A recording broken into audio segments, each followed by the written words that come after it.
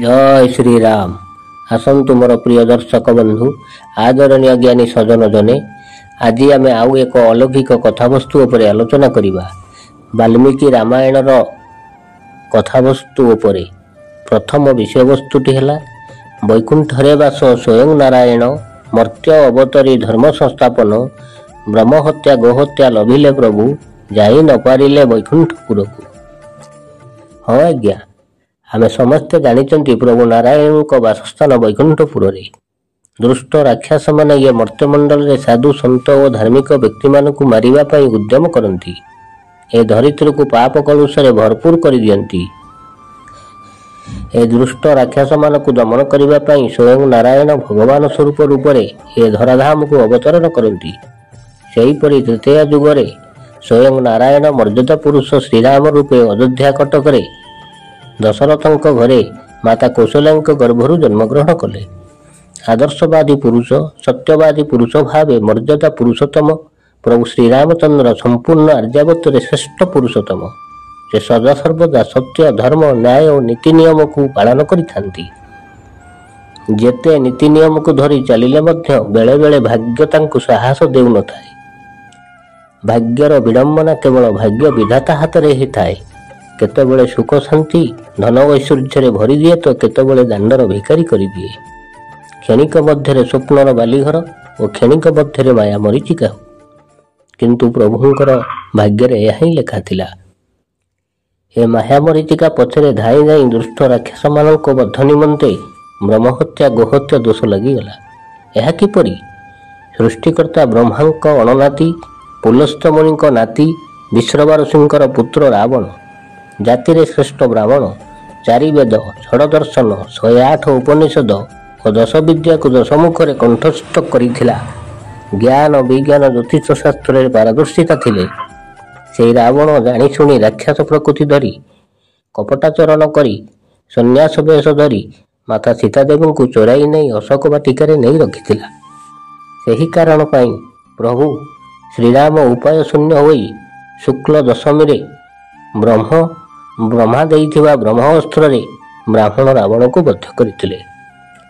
ब्राह्मण को प्रभु राम निधन करिथिबारु ब्रह्महत्या दोष रे दंडित हेले। हाँ आज्ञा यह ही प्रकृत सत्य कथा। द्वितीय रे सुनिबा प्रभु गोहत्या रे किपरि दंडित हेले। मायावी राक्षस मकराक्ष हेउची से रावणर पुत्र। रावणर दुई पुत्र हेउची मकराक्ष और करकाक्ष।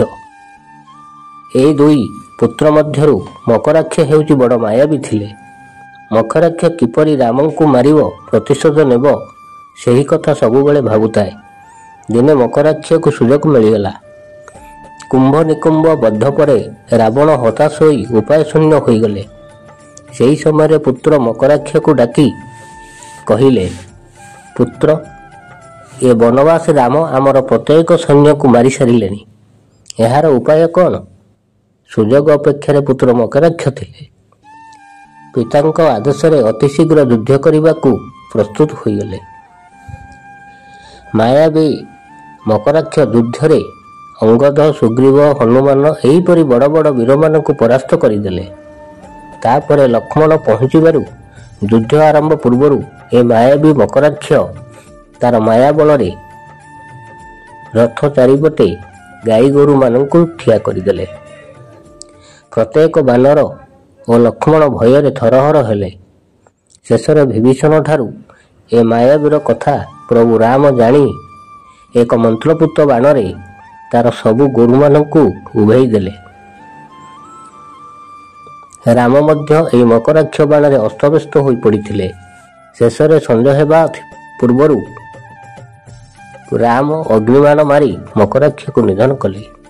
प्रभु को हाथ में मकराक्ष सीना बद्ध है, किंतु मंत्रपुत बाण रे गोरु मान को अंतर्ध्यान करिथिबारु गोहत्या दोषरे प्रभु दंडित होइगले।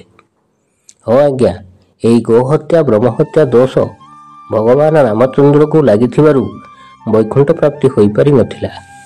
एहार प्रतिकार ये कलिजुगरे हेबो बोली प्रमाण अछि।